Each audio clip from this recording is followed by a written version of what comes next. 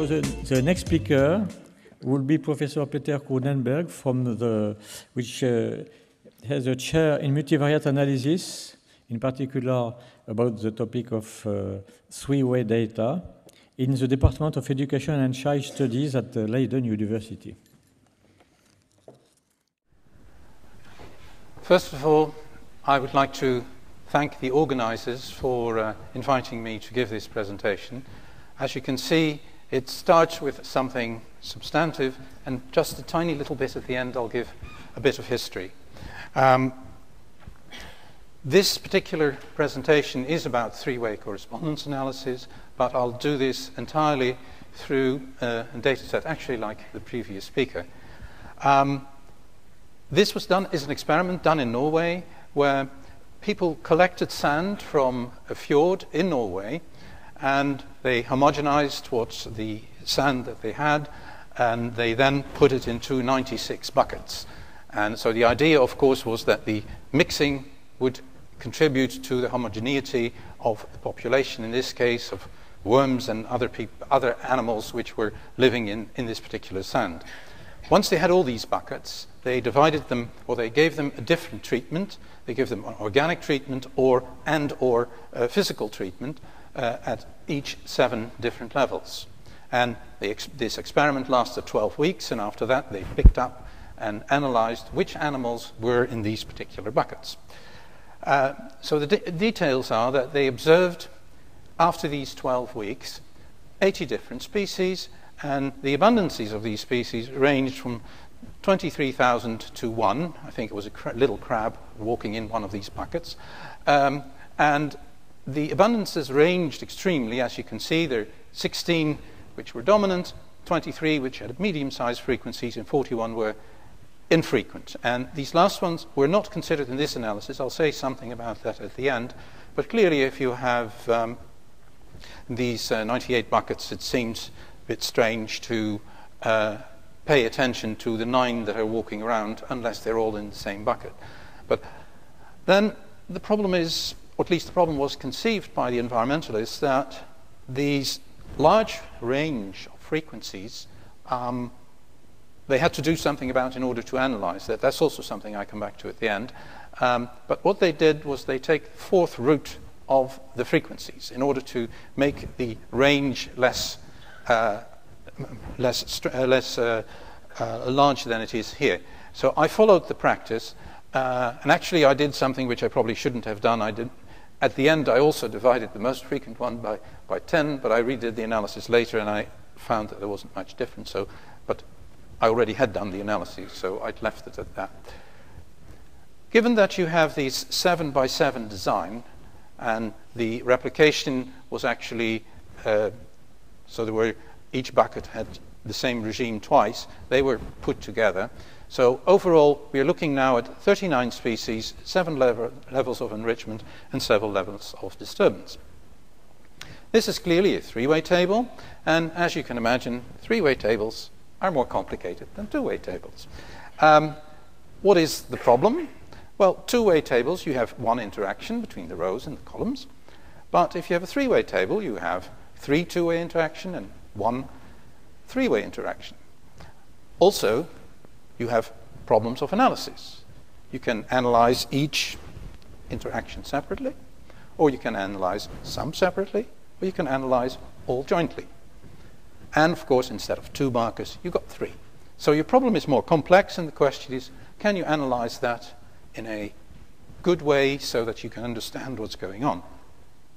This is what was walking in all these, or moving into these buckets. You see they're mostly actually the ones that they found were worms. The one that you can see here, of course, is my favorite. As you can see, it really looks very nice. This is what's called a nudibranch, which is the thing which crawls on top of a thing, and there weren't too many of those. But those are some of the animals that were in these buckets. Furthermore, you can see that they had to find a regime for disturbance and enrichment, and they did this with factors of 2, more or less, both with respect to the disturbance and the organic enrichment. it's clearly multiplicative scale. So apparently they expected that in order to make this experiment work, you had to multiply every time your original doses, so to say, by 2. It's not something that is additive. First thing you could say, well, what is the general result of that? And you can see, if we look first at the bottom, that we have a table with the disturbances irrespective of species. So just how many animals were in each condition. Now, these data are a bit funny in a sense, if you think about it. Look that there is such a large drop, for instance, here. There is here suddenly a very high one, and here. Partly that's reasonable in the sense that we are talking about distinct species, and some species might like a certain regime and others don't.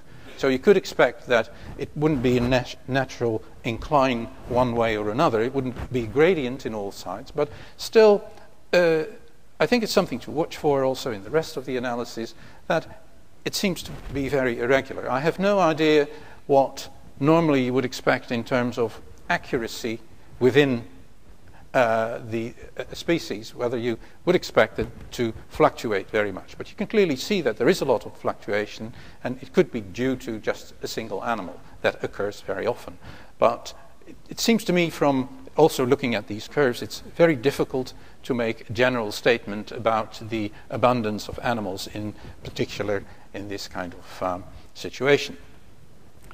So the main analysis of this three-way contingency table is three-way correspondence analysis on the fourth root transformed abundances. And what we would like to do is we like to establish which species fared well under which type of enrichment disturbance combination.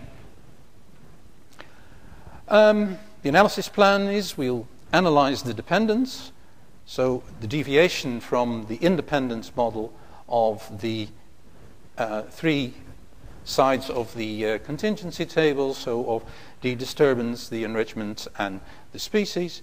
We'll apply a model to the dependence. In this case, you will see that we'll have a 2 by 2 by 2 model. That means 2 components for each of the 3 ways of the contingency table. We'll assess its fit, and it's very difficult to say, at least if you haven't done many of analyses of this type of data, there might be some in the audience who have a better idea of that, whether this is a high or a low fit. It might also have to do with the way the correspondence analysis, three-way correspondence analysis continues on from two-way, considering the discussion of Michael Greenacre about how he adjusted his fit. You wonder if you can do this here as well. You want to drive the coordinates for plotting dependence, so you can look at the thing, and finally you want to have a way to look at the interactions. The major benefit of taking a three-way correspondence analysis, so remember I'm looking here at a fully cross design.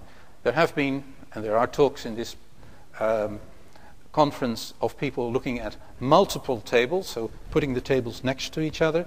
What I'm looking at is clearly a three-way table. That's why the three-way interaction is there. And the interesting thing about three-way correspondence analysis is that it exploits the power of additive decomposition in the sense that you can describe the global dependence and you can split it up in parts which refer to each of the two-way interactions and the three-way interactions. So you can evaluate the interactions with respect to each other. Another nice feature of three-way correspondence analysis is that you need only one single model. Think of log linear analysis, where you have also two-way interactions and a three-way interaction. There, if you want to model what is going on, large interactions, you have to do a separate singular value decomposition or something like it at each of the interactions. But in this case, there are more sophisticated models, that's true. But in principle, you can here just make one model, and that model will serve to describe all the interactions and all the interactions jointly and separately. So that's the marginal dependence follows from the global one, and actually you also can have the partial, but I won't talk about that. And because you only have one type of dependence, you can make one plot which will show you all three two-way interactions as well as the three-way interaction. So in a way, it's a very nice kind of method which combines all the different things that you would like, a global description, a local description. It gives you a very nice overview. Of course, I don't want to say that now all the other methods are not necessary anymore for these tables, but it is a useful tool and I'll try and demonstrate that. So what is three-way correspondence analysis? It's all kind of right to talk about it. But what it is, I'll just give a general description, some formulas, but not much. First of all, you create, just like in ordinary correspondence analysis, a three-way table of proportions. Then you remove the influence of one of the one-way margins so that you are left with the deviation from independence. Then you apply the three-mode generalized SVD to these deviations to find a low-rank approximation. You talk about the measures of fit and their partitioning, and finally you plot this in a way that we can have a look at it. The measure of global dependence, like I said, is the deviation from the independence model, as you can see at this place of this nervous flash there. You can work out that if you rewrite this, you can see here that you have the part that if the independence model would be true, this part would be 1, so 1 minus 1 is 0, so the chi-square over 1 or the phi square would be 0. So this is clearly the part that indicates the deviation from independence, and that is the part that is going to be modeled. If you want to measure the marginal dependence, all you got to do is simply add over one of the indices that you want to have. So adding over k, you get this one. Adding over j, you get the inertia of the margins. And that was done by Lancaster, if you want to work this out, what the result is for each of the interactions, you see at the bottom what I announced before, that you have an additive decomposition of the dependence of all the interactions in the model. So in that way, you really have a nice way of comparing these different parts of the model. One way to talk about three-way correspondence analysis is, simply is a generalized two-way singular value decomposition on the residuals from the two-way independence model. In the same sense, three-way correspondence analysis is the generalized three-way singular value decomposition on the residuals from the three-way independence model. With generalized, we mean that the orthogonality is moderated by the margins, the marginal totals. Unfortunately, singular value decomposition has three-way singular value decomposition has not, or one type has not all the properties of the singular value decomposition. You can define various different kinds of models which will have some properties but not all of them. It's not here the place to talk about it, but you can see that the top one is a very much a simpler one than the bottom one. Unfortunately, the bottom one is a restricted one. It's difficult to get a complete decomposition of your data. Well, you can with the bottom one. And I'll give you, in the next slide, I'll take the top one to explain a few things, but in the example I'll employ the bottom one, the one which is more complicated, because it can have a good decomposition and it has less restrictions. So if you want to model the marginal dependence given the global one, or the global decomposition, I took the top model of there, so the Parafact model as it's mostly called. If you want to have the dependence of one of the margins, you simply add up over one of the main indices, and you get the marginal model, as you can see in the third line. And the marginal model is nothing but the original model, but then you have the component belonging to the addition as a mean. So in other words, if you would have a partial, if you want to partial out one marginal model, you simply subtract the two from each other. So in that sense, you can find both an expression from the main one, from the global dependence model, for a marginal and for the partial one. Now, how to graph the results of this? How can you deal with all modes simultaneously? There are basically two type of plots, and I won't discuss the bottom one. That's why it's gray, and you can't click on it. And the top one that is either called nested mode or interactively coded biplot, and all three modes are presented in the single plot based on components of one of the modes. Nested mode biplots, here you have a small derivation. You have the measure of dependence at the top line. That is the model that I showed you. This is the model by Tucker. Then you can rearrange the summation signs such that you get the part between curly brackets and you take out the one mode, or the coefficient of one mode, which we will call, that one mode we will call the reference mode.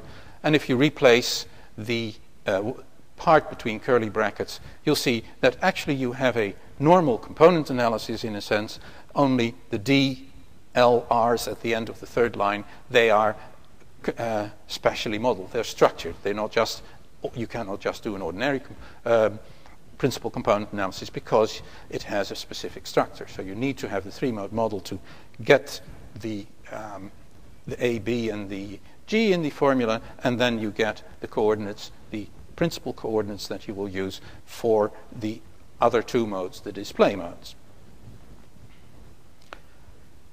Let's go back to the example.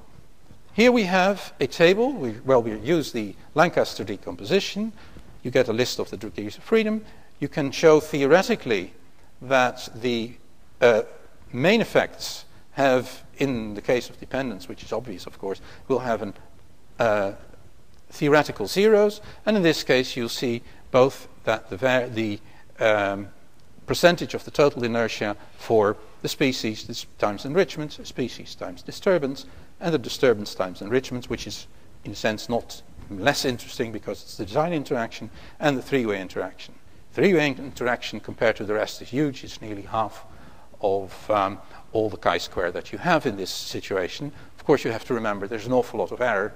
Most of the three-way error all goes in there. So you would expect that it would be there, but there's a lot of non-systematic variability in there. Then, when you apply the model that I showed you to this particular table, then you can evaluate how much of the residual is in each of the interactions. And you can see that the species times enrichment and the species times disturbance, they form a small part of the residual, and the design interaction an even a smaller one, but the largest part of the residuals are contained in the three-way interaction, which is what you would expect. The last column of this table gives you what the percentage of the particular interaction has been fitted by the model. So of the interaction of species by enrichment, 50% has been fitted by the model that we've used here. If you want more, you need to have more components than the ones you have here. The species times disturbance is less well fitted. The design interaction is fitted very well, and also the interaction isn't fitted extremely well. There are papers where people try to do statistics on this to see whether this is significant. I haven't done that, but you could do that, I suppose. It's something that you could work out further. Here you see this is the number I quoted earlier, 18% of the interaction, total dependence is being fitted in this particular model, and of course the culprit for that being so low is primarily in the three-way interaction. Now here you have the reference mode, the species, and all the numbers refer to the numbers of the species, so they don't mean anything really. I could have just put the names in, and I'll do some of them later, but this is just to show you in general the distribution, that there clearly is a concentration of species in the northwest corner. There are few in this northeast corner, none in the southeast, and a couple in the southwest one. And of course this isn't what one wants. One wants to know what is, or at least this is not the end of the analysis. What you would like to know is where, what is the reason that some species lie together and that others do not. Well, the way, of course, to do that is now to look at the design factors. And what I've done in this particular part is I've shown at the left the space of the species, but then with the two-way interactions projected into that space. That is what the lines are that you see here. So you can see that this is the enrichment two-way interaction, and this is the disturbance two-way interaction. So if you work this out, what I've done is I just made through the origin, had a line perpendicular on the two-way interactions and said this is high and that is low, and here is the other bisectrix, and this is low and that is high. So you get 4 regions in the space where you can see that each part of the space is characterized by being highly enriched or low enriched, and highly disturbed and low disturbed. If you then look at the picture I had in the previous slide, you can see that certain things the animals don't like. They don't like high disturbance and low enrichment. There are only very few which like high disturbance and high enrichment. Apparently they don't thrive very well. Well, this one does and that one does. And this is mediocre, so there's some here, but most like to be undisturbed and unfed. That's basically not what your cat likes, but apparently these animals are quite happy to be lightly fed, but not very much. If you want to make the trajectories of the design variables, then in a sense I find it extremely, some aspects are really strange, and I have no idea. I have to talk with the people whose data these are. You would hope, but maybe that's a bit strange, that you would have a steady progression from one way to another. Well, this is the line, the trajectory for 0 disturbance. Then for 1 time disturbance, that's the one here. Then you get 2 times disturbances here, 4 times here, 8 times is the one here in the middle, 12 times is that one, and 21 is there, which is not a nice progression as you, at least in psychological designs, you would expect. Similarly, you see here at the bottom that if you look at the organic enrichment, here is none, here is a bit, that's 12.5 grams carbon per square meter, and here is the 25, and then it goes up in a steady progression. So clearly there is something that makes that this is not nicely turned out as you would want it, nice and orderly. So it simply doesn't work that way. Here you see the two-way interactions again, so that you can have a feeling how these are related to the original trajectories.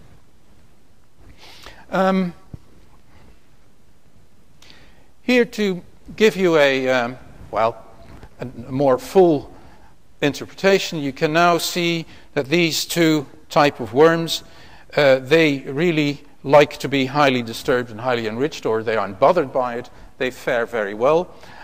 This, by the way, is the one of the 23,000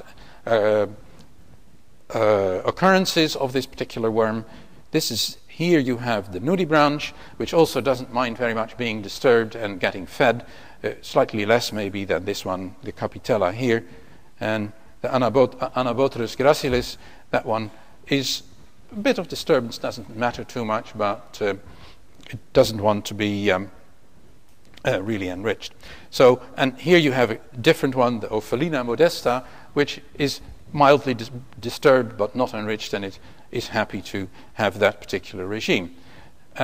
So you see, you can make a map and compare the various types of fauna which is in the fjord, and you can think about what the effect is of the disturbance and the organic enrichment on these particular animals.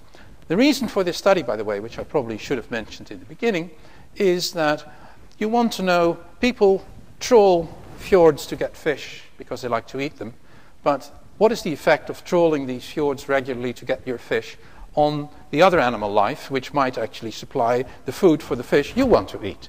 So it's an important question. Similarly, you have the wastewater from agriculture, from people, coming into the fjord, which gives you the organic enrichment, and you like to know what effect does that have. So that's the basic background behind having this particular study. To give you 3 examples, we've seen here the most frequent one, that's the one I'm showing here. Here you have its table of occurrences, and again I'm a bit worried in the sense, look here, there is the combination of no enrichment and one-time disturbance, there are only 48 in that bucket, or in those two buckets, but around it, they're on the 600s, which is a huge difference, which I would say data analytically, it's kind of a surprise. Similarly, this 100771, which is clearly the one which caused the one in the overall occurrences, you can see that that is so high, and the one next to it here as well, but these two are so low. So I'm not sure if I can trust the data like they are, and it's something, again, to ask of the persons who collected these data. Then the Anobothrus gracilis. Here you see clearly the example of an animal that doesn't like disturbance. You can imagine it would upset its nice hair there, and it would have to comb it every time again. So it doesn't like disturbance, but enrichment is not a problem for this particular animal. So clearly here you have one which is in one part of the picture because it wants no disturbance, but it doesn't mind the enrichment too much. While, for instance, the Ophelina modesta, that's the one here, wait a minute, I'll show you that. That was the one here at the bottom of the space. Here's the other one there. So this is these two, and that was the one we showed a minute ago. If you look at this one, you can see that this one doesn't mind the enrichment. It actually fares fairly well, but it wants some enrichments, but not too much. But disturbance is not too much of a problem for this. So from the three-way correspondence analysis, we've got a kind of overview of which animals are similar in their regime, and you would like, of course, to relate that to whether they crawl, whether they walk, whether they are very sensitive to being broken in two by disturbance or something like that. The conclusion in this case of the three-way correspondence analysis is that it gives this insight in the effects of disturbance and enrichment, and you also can clearly see there's a three-way interaction that you really want to analyze and say something about the animal life of the sea bottom. In addition, you could say that if you have a sewerage coming out in the sea, you're pretty sure there won't be many animals there because they don't like it, that it's so enriched compared to all other environments where they might live. There's several things that I would like to have a look at further. First of all, a comparison between analysis on different types of data manipulations. Like, just do it on the straight frequencies. Do it on single square root, on double square root. What is really the effect of the transformations beforehand? Another thing is the role of rare species. First of all, you want to know how much is rare. We have 98 buckets. Do you really want to say the under how many you should have? And maybe you shouldn't decide that, but you should let the data decide. And you want to know if they are included, do they really affect the data or the results? And if so, is that different for different transformations? You see, there's a whole program that you can start on this. And another option would, of course, be to say, I'll develop the space on the basis of the major species and then use the other ones as supplementary points to try and find out where would they fit into this whole scheme of things. What I would like to do now, I have another quarter of an hour, is say a bit, I probably won't use all the time, but I want to say a bit about three-way correspondence analysis. If we go back to a statement I made before, that two-way correspondence analysis can be seen in a very simplistic way as a generalized two-way singular value decomposition on the deviations from two-way independence. And three-way correspondence analysis is the generalized three-way singular value decomposition on the deviations from three-way independence. And I talk only about fully crossed designs. Then you could say the history, if you want to trace it, would be the history of analyzing three-way deviations, analyzing the history of three-way singular value decomposition. But I don't want to do that. I would just want to look at very specific, the combination of these two, that is, both the correspondence analysis, just the correspondence analysis by itself, which makes use of these two particular aspects. Work has been done in France, Canada, Italy, Japan, Australia, and the Netherlands, possibly the US. I'm not sure. That's one of the things is I started this all a bit too late, and there are some papers or some statements which are either in difficult to get books or are not published. And some of them, like for instance the Japanese, are in Japanese. And unfortunately I can't read that. Of course I can read the formulas. Luckily the Japanese have a syllabic system of writing or with ideographs, so they can't write formulas in Japanese. They have to use our system. So at least we can read the formulas that they have in their papers. So you can maybe guess what they're at. Here you have a list of the major things that I came across which say something about three-way correspondence analysis. I will only say a few things about it. First of all, Iwatsubo was a man who wrote in Japanese, and I haven't seen his paper. I can't read it either. I might have it at home. I don't actually know. But he was quoted by the man 2-1 down, Yoshizawa, as saying that the work he did was inspired by work on three-way singular value decomposition by Mr. Iwatsubo. I think it's about a thing like this in Japanese, so I wasn't about to go through all the formulas there. The other actually extremely surprising fact is that there is a paper, I think it was the thesis, by, I think, a man, Dequier. I have no idea where he is. I can't find him on the web. I don't know who he is, what he has done afterwards. I have a photocopy of his work, which apparently was given by Gérard Drouet-Daubigny to Carlier, and it's a copy that is hardly readable, but actually most of the stuff that I've been talking about, except the graphing, is already in that paper. So it's really amazing, but it's there. I'm not sure how, in this case, Carlier got hold of it, but at least he got it, and most of the work that André Carlier and I did on this was based, or was started from that particular paper. Benaire, also in 1982, did some, I haven't had the paper in my hand, but he's quoted by Choulakian as having done some initial work which led to three-way correspondence analysis. Then my name is there in 1983, and in my thesis at that time, I simply decomposed the dependence in a three-way table, and I thought, that is three-way correspondence analysis. Little did I know, and I know that Michael Greenacre had some scathing remarks about people who thought, especially English speakers, that if you just decomposed interaction, you would have a correspondence analysis. You had to do the proper weighting of all the coordinates and look at that in a better way. So even though I thought it was, and I even gave a conference talk about that, that was just stupidity.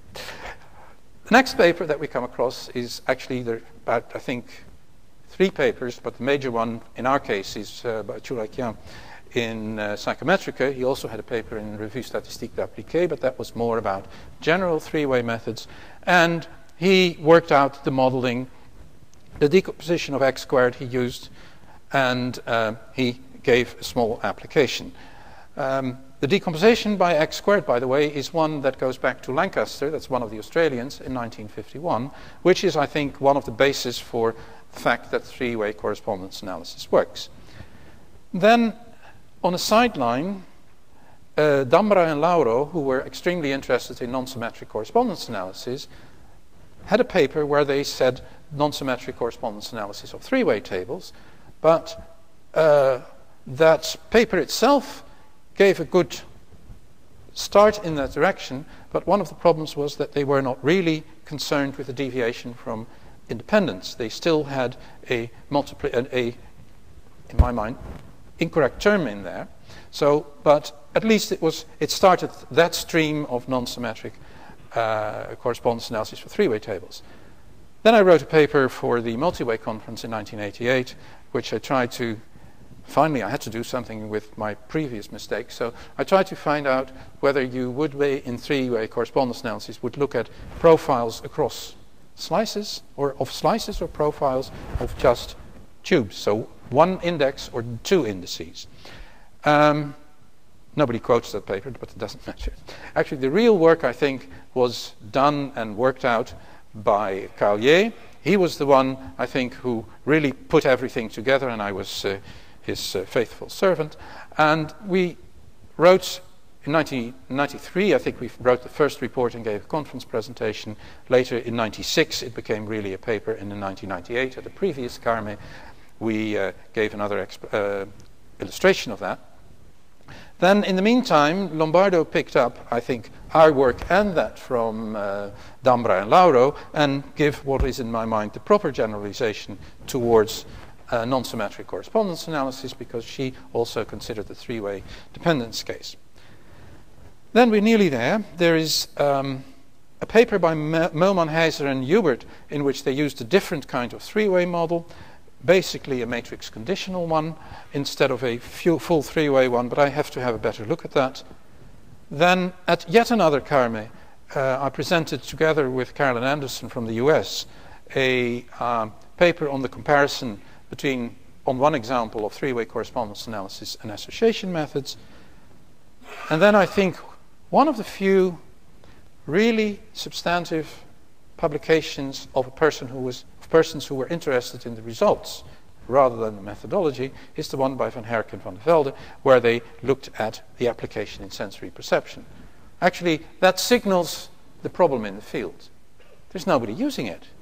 This is one of the really applications by people who weren't really concerned with developing what was going on. No, they were interested in what it could give them. And of course, one of the things that one wants is to be so famous, or one wants the technique to be so famous, that you don't have to give a reference anymore. Who quotes Fisher when you talk about analysis of variance? Well, that's not necessary. Analysis of variance has its own right in the statistical toolkit, and that's, of course, what everybody who develops a method wants, that his or her technique simply sits in the toolkit, people take it, and actually forget that somebody has developed it. Then, very recently, they, together with Lombardo and Simonetti, they took another step in the direction of correspondence analysis to look at it then if you consider an ordinal relationship between the categories, and where does that lead you in terms of three-way correspondence analysis. To sum this all up, and that's my last slide, here you have a kind of citation tree. I looked at the papers and tried to see who cited whom, so that you can say who borrowed from somebody else and who didn't. The colors represent largely the countries where they come from, and I put in bold, I think, people who made a really sudden change for the better in the developing of the model. And as you see, Heiser, Mellman, Hubert, and Romney, those are papers. Romney had a paper quite early, actually, which it says three-way correspondence analysis, but I haven't been able to lay my hands on it. I think there is also a paper in one of the Carme, but I didn't have the book with me in the Carme volumes. I'm not sure what he actually does, so I should amend this to put him in somewhere or leave him out altogether. And Heiser and Mellman, I'm not sure. I don't have the paper, so I can't tell who they quote. So, but this is, in a sense, the hierarchy, the genealogy of three-way correspondence analysis, and I thank you for your attention.